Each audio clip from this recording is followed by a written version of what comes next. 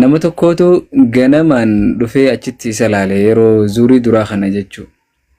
Nama achitti isa laalu san ijoolleen agarteeti bakka maallaqa kafalanii baasuu deemanii innillee duraan gaadhaaddateeti maallaqa kafalanii na baasuu deeman na baasan jee nama hedduun duubaa qaba jechaa waan tureef maallaqa kafalanii baasuu deeman jechuudhaan ijoolleen waliin geesse odoon utuu quban qabnetti dhaqanii waajjira inni keessa jiru mana hidhaa inni keessa jiru san shirjaanii eeguu turan akkanumatti ifuma namni isaan geesselleen tokko hin jiru.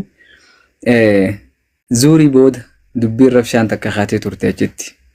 Rabshaan kaates jarri nam lamaan tokko dhufanii UN irraa ergamne jaanii isaan UN keessa hojjetan har'a ammaan tana teessoo waliin teenye UN keessa hojjetanii waan gaawwanni kun hojii keenya jaaniiti isaanis dubbatanii dhufanii bakka san seenanii achirratti ijoolleen maal asii gootanii baasuuf dhuftanii gaafanni arrabsu eessa kutan jechuudhaan nama tumanii akka malee madeessanii jira. Sani kan isinii mutura sheekhaa.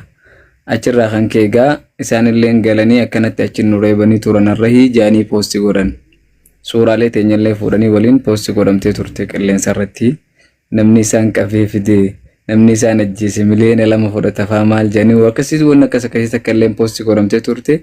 Gama keenyaa illee gaajoolleen teenyaas aartee warra poosti nu godhe san fuudhanii poosti godhanii warri kunillee seeraaf dhiyaachuu qabanii. Warri isaan kana qindeessii akkana godhaa jiru isaanii wanni jaawuta akka deemaa turte. Walumaa galatti gurbaan qabame mana seeraatiif dhiheeffame hangammaa mana seeraa jira guyyaa kaleedhaa seeratti dhiheeffame baay'ilamaan dabarfamee fi ammallee baay'ilama biraa eeggachaa jira.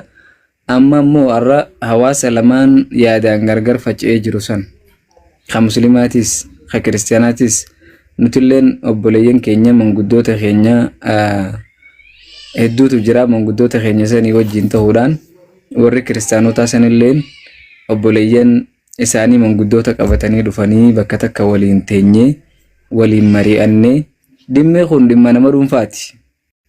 Miliyoon dirribaa jechuun nama amantaa bakka bu'u miti. Amantaa kiristaanaa bakka hin bu'u. Amantaa kiristaanaa keessaa uummata beenxeetillee bakka hin bu'u. Ortodoksii bakka hin bu'u. Uummata musliimaa bakka hin bu'u nama dhuunfaati.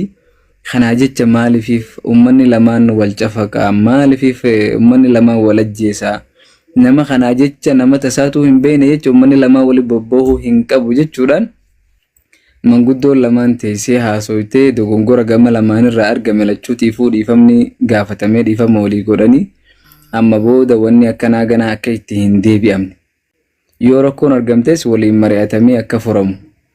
Namni dhuunfaa tokko yoo waa balleesse nama dhuunfaa san irratti tumsuu osoo hin ta'in waliin taanee waliin qabnee akka seeraaf